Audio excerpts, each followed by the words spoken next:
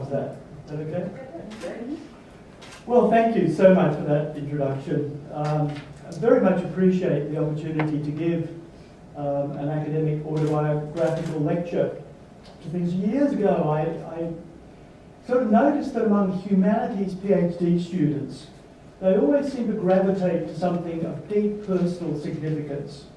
Like the exceptionally beautiful young woman that I recall, whose topic was the male gaze. I presume because she had to deal with it every day.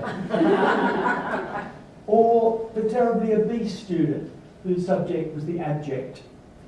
And years ago, this was in Australia, I worked under a Dean of Education who was a certifiable psychopath. Oh, and they are terrible animals. And if you don't know, if you haven't had the opportunity to meet and work underneath one of these people, you may not know that what they seriously lack is empathy for other people. And her research topic was empathy. There seems little doubt in my mind that one's deepest self, one's intellectual, professional pursuits are intertwined. But in a sense, one's professional life can be a way to understand oneself, sometimes to heal or to justify oneself, and in some cases to try and understand why one is not like other people. Of course, accidents play a part. You've got to be in the right place at the right time. You've got to meet the right people at the right time. But so too does family of origin and one's own innate predilections. Certainly seems to be clear in my case. So I'm going to start with my family of origin. It's certainly, I think, perhaps the earliest way to understand why I came to art education in the early 1980s as an advocate for the study of popular culture. Not to deride it, as modernists were doing at that time, and of course some people still do, but to consider it as every bit as textured and as significant as the fine arts. I argued even back then that since popular culture was for most people far more important a form of pedagogy than the fine arts, it should be a priority for art education.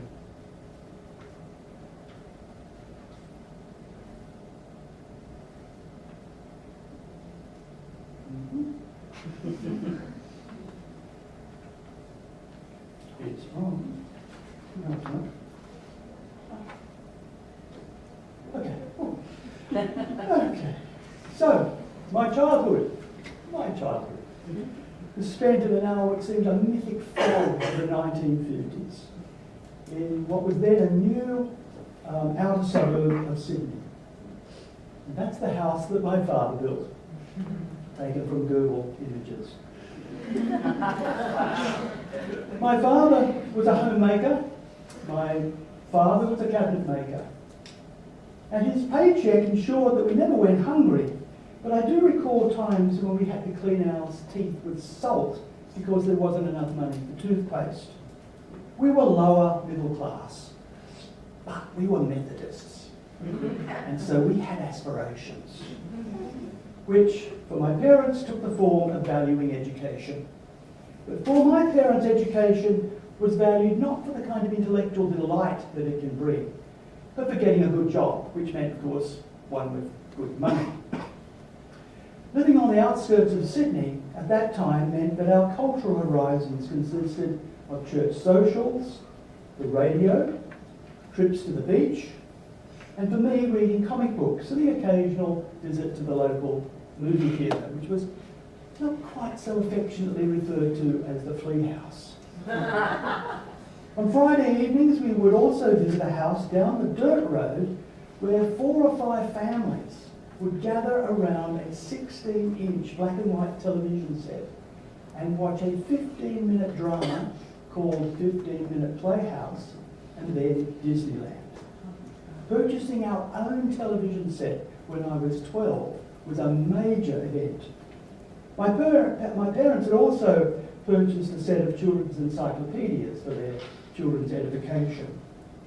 But the idea of attending live theatre or an art gallery or an art museum, that would never have entered into their heads. Besides, there was no such kind of cultural infrastructure that far from the city. And in this environment, I was no doubt considered just a little bit odd. What today I think is called a nerd. Still in primary school, I wrote a number of novels, as well as drawing comic strips of aliens and cowboys.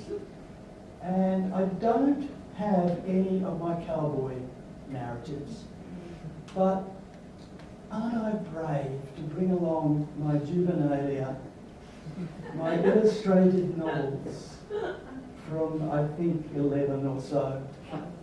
Clearly I had not been taught to draw. I think I'm brave. You are the first people to see these in many years.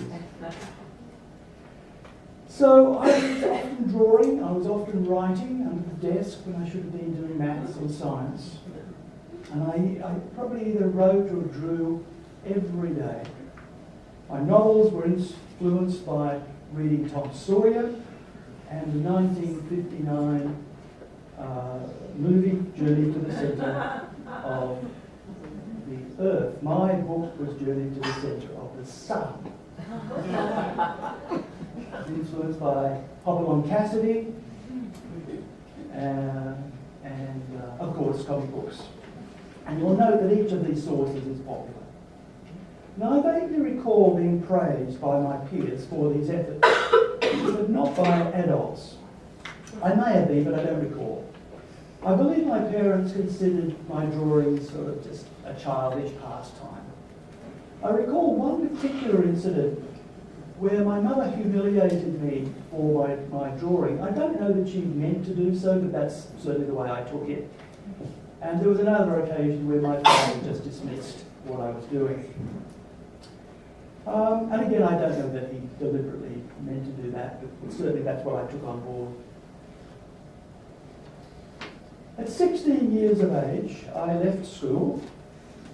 Being dyslexic, although it hadn't been diagnosed, I wasn't considered very bright. But I could draw, kind of. I'd obviously improved.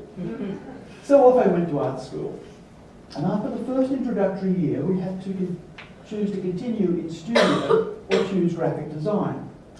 And my father's confident declaration that artists lived only on the smell of an oily rag no doubt contributed to me choosing graphic design. Graduating some years later, I worked in a very large advertising agency. And here I designed things like this. Again, probably no one has seen this for 30 or more years. I art directed this. Ice cream packaging. These were used in Australia throughout the 70s. This was all hand done back then. This was well before digitalisation. And any number of storyboards for television advertisements. Many of these just happen to be for toilet paper. And I have often joked with my students that that experience of working so closely with toilet paper for so long has helped me deal with the minutiae and the more absurd aspects of education. Well, I lasted only 18 months in advertising. It really took a little time to realise that advertising was the pointy end of capitalism. That it had little more to do with anything than selling products for global corporations to make hefty profits. And out of my life, I wanted more. I wanted to do something of moral worth with my life.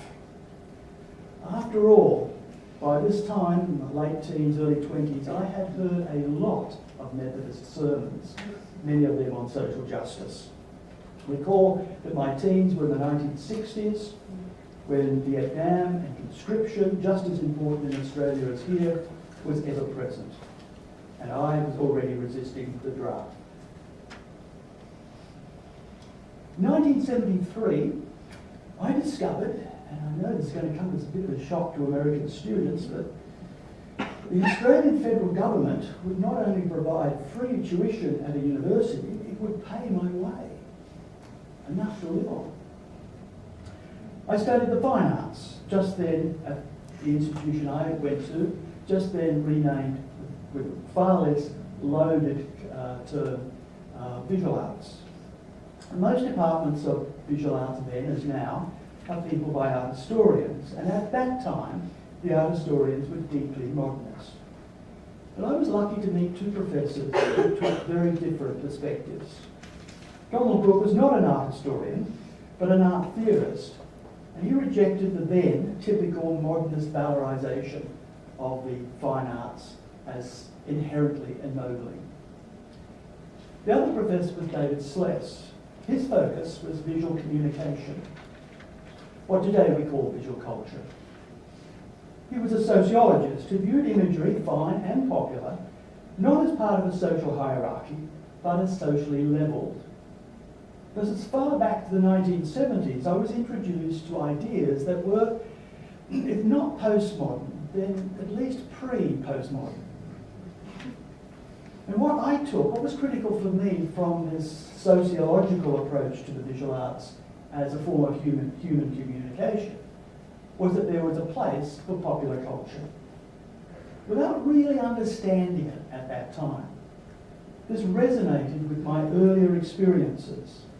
And I came to think very early on in my university studies, even well before my doctorate, during my honours years, that my overarching focus was not art, it was pictures. And this focus on pictures was reinforced by social distinctions among some of my fellow students. Many of my student peers came from privileged backgrounds. For them, studying visual arts aligned them with and marked them in terms of their class position. They had a way of regarding the world as somehow theirs for the taking. They even spoke with a particular accent. I found that attitude unsettling, and I kind of instinctively held back. Eventually, these social distinctions, combined with the intellectual influences I'd come under, led to an interest in children's unsolicited drawing. The drawing that children do on a regular basis, often under the desk, as I was saying before, when they should be doing something else. Many of them will draw for hours at a time. Of course, I've already mentioned that I was one of these children. Now, at first, I had no idea really why these children called out to me. Initially, my interest appeared solely academic, a matter of illustrating a point in the then, and I suspect now quaint, art education controversy over whether children should be allowed to copy or not. Only later did I realise that my study of these kids was an attempt to validate these children and thereby, in a sense, heal what in popular psychology is called my own wounded inner child. But of course, this is only part of the story. To pursue deeply personal issues as part of academic discourse, the times have to be right. And I was lucky. When I commenced graduate study in the early 1980s, Brent and Marjorie Wilson had already enlivened debate about unsolicited drawing. Another example. They were championing this kind of work as a creative developmental tool, a way for children to explore their own worlds. Moreover, they were claiming that unsolicited drawing was far more sophisticated than what passed for art education in schools. They observed children drawing from popular culture sources, not only to find out how they were learning to draw, but what they were discovering was that children were exploring age-old themes like the quest, the hero's journey of overcoming numerous trials, as well as kind of rags to riches stories where a lack of power is overcome. Children's unsolicited drawings dealt with conflicts of good and evil, metamorphosis, violence, certainly, loyalty though, friendship, overcoming hardships. Moreover, children were reinterpreting these popular sources according to their own dispositions. This was such a far cry from colour wheels, and murals of fish in the sea. Confirming the Wilsons' observation that children's unsolicited drawing was typically influenced by popular culture sources, I undertook a number of case studies of several contemporary children, examining what they drew, how they learned to draw, and the environmental conditions under which they drew. These kind of environmental inducements to drawing. So, for example, Sophie possessed considerable skill drawing her mice and other animals from observation, as this one was, but also from how to draw books, popular how to draw books. And Matthew drew comics, influenced by comics and cartoons. And Eugene's comic narratives of superheroes, although this is one of his villains, makeup. He combined a number of popular sources, so his language was derived from Dr. Seuss books, his cartoon style was derived from Hanna-Barbera, and the narratives were derived from the television Batman and Robin series. However, the influence of popular culture on unsolicited drawing remained troubling for both the Wilsons and myself, though we took very different positions. For all their championing of unsolicited drawing, the Wilsons wanted to move children away from popular sources to the fine arts sources being assumed as inherently superior. And in this regard, at least back then in the 80s, the Wilsons retained the modernist assumption that fine art is inherently superior and popular art inherently inferior. So, given my background, personal and intellectual, I wanted to argue that popular culture was not inherently inferior, but inherently worthy. But nowhere in the art educational literature was it possible to argue this back in the 80s. The art educational literature was then deeply modernist. Either popular culture was attacked with all the vitriol of zealotry, or, and this was by far the most common approach, just ignored altogether. To champion unsolicited drawing with its popular references, I needed to look elsewhere. I needed to look outside art educational discourse. So two frameworks presented themselves at that time. First, there was the cultural pluralist approach that held that all forms of cultural expression are not only valid, but equally valid. The field of American popular culture studies notably championed this approach. Popular culture for these observers was mainstream American culture.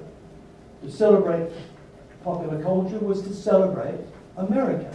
To celebrate America as classless, democratic, and ever-renewing. And cultural pluralism certainly offered a way to celebrate popular culture alongside other kinds of visual art. And for me, it allowed me to champion children's unsolicited drawing. Cultural pluralism was based on an organic model of society where, like the organs of a healthy human body, one social group complements and supports all other groups. It offered a welcome celebration of cultural difference. However, cultural pluralism had no way to deal with social ambiguity, let alone social contradictions. Cultural pluralism ignored all the problems with popular culture. It ignored its political conservatism that at times amounted to a reactionary politics, namely its sexism, its racism, its misogyny, its xenophobia. It ignored its celebration of violence, its hedonism, and its advocacy of a never-ending consumption of non-renewable resources. It was one thing to find good in popular culture. It was quite another to find nothing but good. Cultural pluralism thus appeared hopelessly inadequate to address popular culture, even perhaps to be morally suspect. And then I discovered British cultural studies, a discipline that originated in England in the late 1950s with several influential books, notably by Raymond Williams. Today it's institutionalised all over the world. It's no longer called British Cultural Studies, it's generally just called Cultural Studies.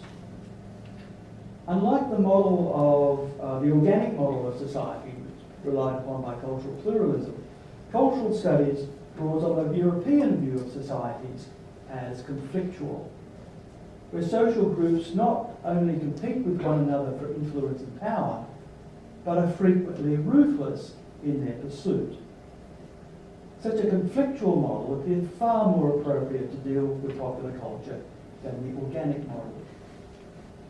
With British cultural studies, I found an uneasy balance struck between recognising the value of popular culture in providing reference points for people's lives and a critique of its oftentimes offensive ideologies. It allowed me to both champion popular culture and its influence on children's unsolicited drawing and to critique it. It provided a framework to champion unsolicited drawing as a creative act, but also simultaneously to problematise it, to understand it as caught up in exactly the same kinds of social contradictions as its popular models. This was notably the case with children's pictures of depicting violence. Now, many art educators have just, condemned these images of violence by kids, when unsolicited drawing wasn't being condemned because it was sweet and sentimental. It was being attacked because it was violent. Well, I found it fairly easy to dismiss these attacks as based on a kind of sentimental view of children as innocents. And children are not moral virgins. They are far from it. So I asked, in the light of the degree of violence tolerated in societies generally, how could children's drawings of violence be seen as a particular threat needing to be eradicated? Condemning children's drawings of violent scenes while supporting the use of overwhelming force in overseas wars appeared to represent a significant social contradiction. At this time, I was also advocating for the study of popular culture as a legitimate part of art education. I began with a 1991 paper that systematically refuted the arguments long offered against popular culture. And for this, much to my amazement, I was awarded the prestigious Manuel Barkin Award from the National Art Education Association here in the United States. Now, having at that stage never visited the United States, knowing nothing of this country's complexity, nothing of the fragmentation that exists here, or which also applies to art education, I thought, I really thought that my ideas must have found a ready home, and things might be about to change. How utterly naive I was.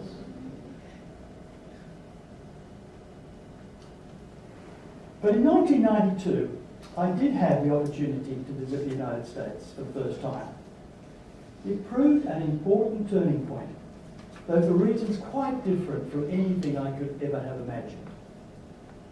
I attended the National Art Education Conference, and then I spent weeks travelling around the country, hosted by a number of art educators. And much to my puzzlement, I was only meeting sane people and sensible people, such that my Australian preconceptions of Americans as deeply strange were seriously undermined. Now, mentioning this to notable Canadian art educator Graham Chalmers, he suggested if I wanted strange, I should visit Las Vegas. So consequently, I spent a full night wandering from one casino to another, especially around and getting utterly lost inside the belly of Caesar's palace. Something like that. A day later, I flew to Los Angeles, found a motel block from Hollywood Boulevard, and the next day I spent the entire day at Universal Studios theme park. And believing at that point that the heady stimulation, nothing could possibly top these two sights. At first I resisted the idea of going to Disneyland. I thought I'd be disappointed. I didn't want to be let down. Well, I did go. And it did top everything. A few days later, I flew back to Australia, utterly disorientated by these three sites, visited as I had been in quick succession. I'd been astonished. Oh, we haven't got to Disneyland, have we? Sorry, forgot, it was Disneyland. I'd been astonished, I'd been thrilled, I'd been overwhelmed, but I felt utterly lost. I liken the feeling to foreign travel. It's thrilling, but not home. And after a while, everybody wants to be home. I realised that I just did not have the kind of intellectual framework with which to address these overwhelmingly participatory experiences, totally given over to pleasure. British cultural studies had helped me enormously in dealing critically with small and discrete cultural forms like children's drawings, even television programs. But it appeared quite inadequate to address these entirely immersive, completely hedonistic, and highly artificially constructed environments. One can fall ill from too much sugar. So arriving back in Australia, in an effort to understand my disorientation, I delved into postmodern theory. So I read Baudrillard on simulated environments, Featherstone on the aesthetics of the everyday, Debord on living in a society of spectacle. And this was a sobering and depressing experience. Because for them, a society increasingly reliant upon imagery represented a decline in the authority of language, and therefore, for them, of reason. Imagery represented for them seduction by sensation and emotion, not deliberative thought, not logic. And originating with Plato, this is a view reiterated throughout Western philosophy. Language represents logic and the mind upon which civilized life rests. Images represent the body and unreason. And furthermore, for these critics, most visual images were then and is now produced at the bequest of global corporations, and by offering a never-ending supply of hedonistic pleasures, progressive social activism had been subverted. Marx had once declared that religion was the opiate of the masses. Now the opiate had shifted to the proliferation of seductive, primarily visual images. So it took some time to find that such wrist-slashing pessimism could be countered by a more positive description of postmodern times, in which progressive social activism was still possible, although now abandoning the grand utopian narrative of social reconstruction in favour of making small gestures on many fronts. I also found in postmodern theory descriptions of immersive experiences such as this that prove helpful in advocating that the sites now needing to be addressed by art education had greatly expanded. And during the 1990s, I used a number of frameworks to do this. I advocated for an art education curriculum framed in terms of cultural literacy, in terms of an aesthetics of the everyday, a curriculum using concepts of new times, the concept of new times, a curriculum that addressed global culture. I also addressed cultural sites not commonly considered in art education, such as soap operas, family photography, and images of children. variously represented in mass media, as well as the fine arts, as innocents, as knowing adults, as victims of abuse, as perpetrators of evil, as learners, as consumers, as aesthetic, perhaps most disturbingly as erotic. By the end of the 1990s, visual culture studies emerged. My first impression was that it did not actually offer anything new. It relied heavily on assumptions I'd been working on by then decades. Then I realised this wasn't surprising because visual culture studies, to a very large extent, was growing out of British cultural studies. But importantly, it appeared that the term visual culture had become the new umbrella term to address the sorts of concerns I've long held. And also, it was a term that was then being used by some other art educators, notably Kerry Friedman and Kevin Taven. So I began by attempting to define the term specifically for art education. And during the 2000s, I wrote papers about my own negotiations, introducing it to undergraduates, considering an appropriate pedagogy for it, considering its structure as rhizomatic, offering key visual culture concepts for curriculum. I believe some of you have had the misfortune to come across some of those articles. I think she's responsible. Surveying the many different ways in which it's been interpreted by art educators, some have completely gone off into strange territory, both theoretically and in K-12 classrooms. And to acknowledge the multimodal nature of popular culture, I used the concept of multiliteracy, and to recognise its multisensory nature, I employed the concept of the sensorium. I also addressed further sites, such as images of war, consumerism, and in a deliberately provocative attempt to extend the art education envelope, television wrestling. Oh, I had a lot of fun with that. Additionally, I considered the general categories of violence in the media and sentimentality.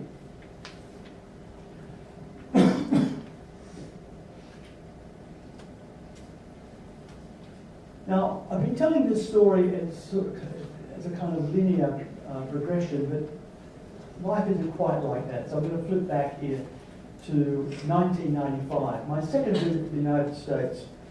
And I visited Pennsylvania State University, and some of the graduate students took me to a phenomenon I've not come across before called a karaoke night.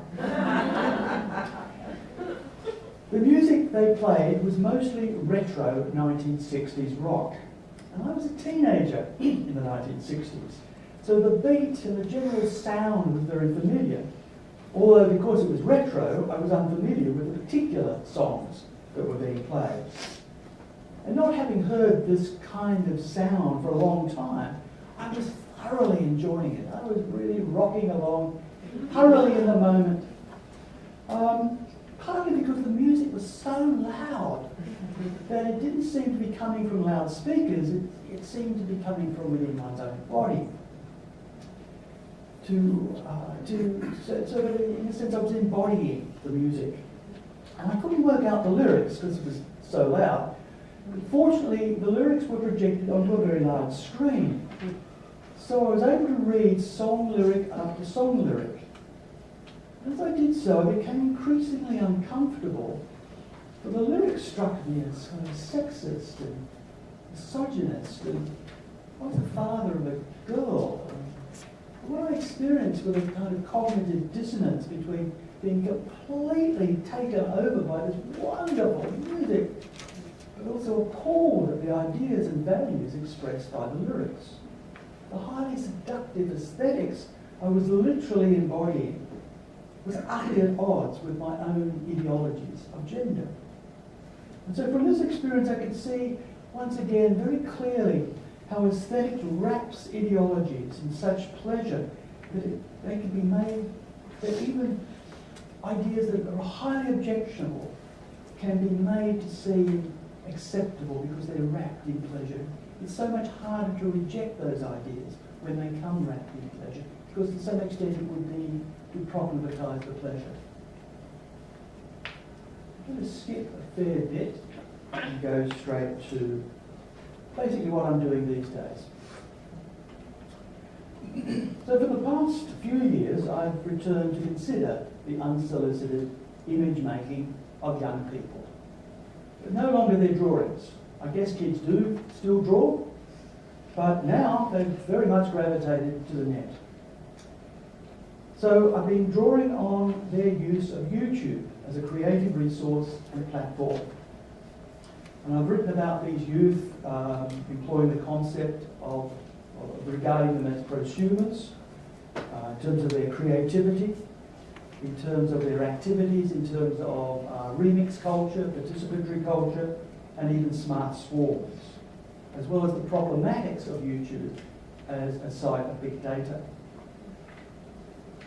And these more recent papers have informed and been informed by my classroom practice with my undergraduate art education students.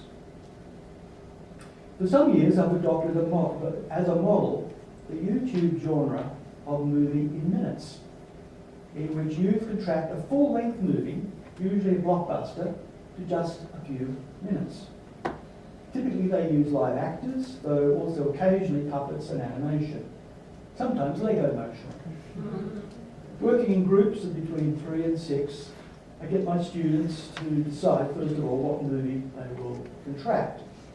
They must pare down the movie to its essentials, collapsing multiple narratives to the primary narrative.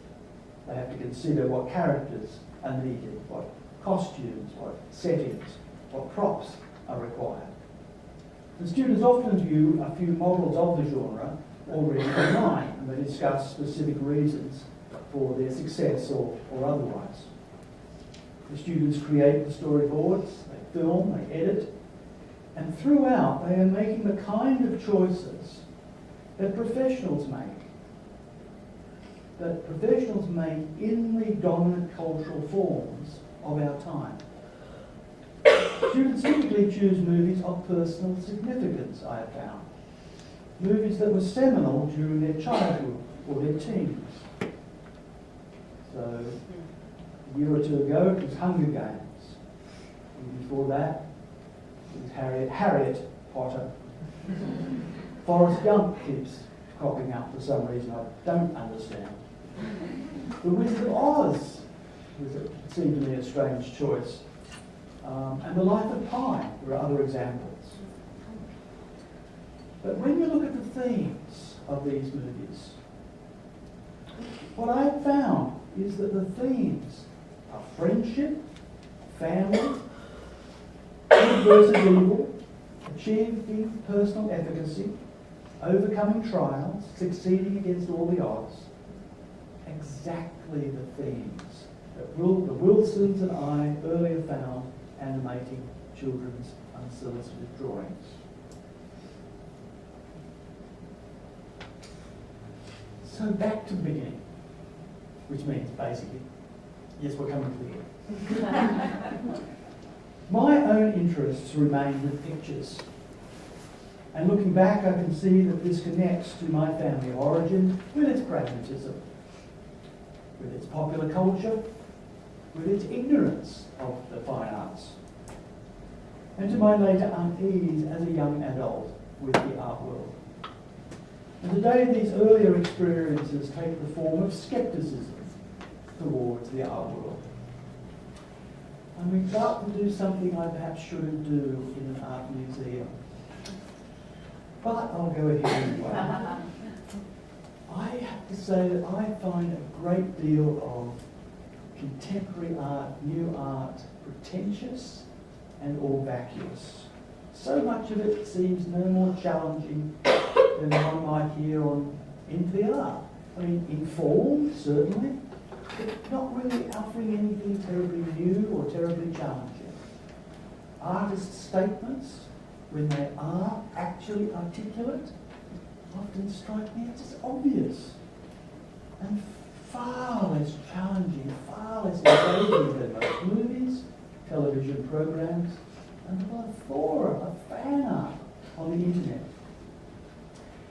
So this view reinforces my interest, not so much in art, but in pictures, because it's pictures of all kinds, fine art and visual art, popular art, that help form and inform people's minds. Pictures, and mostly popular at that, not new world art world, not new art. That is the dominant cultural forms of our time. Our students, they swim like fish in water in a society saturated by popular imagery. Much of it's worthy, much of it's not. Much of it creates common references to loyalty, to friendship, to love, but also continues to stereotype and encourage unsustainable overconsumption. Among my students, recreating popular sites like movies satisfies their desire to create, to make. Hopefully, it does more. By requiring students to make very similar choices to the ones professionals make when making images, narrative images of movies that, as I was saying before, that are the dominant forms of our cultural expression today. They get an insider's perspective, and that hopefully facilitates at least the possibility of social critique. That's what I was doing earlier this week. That's what I'll be doing next week. Thank you.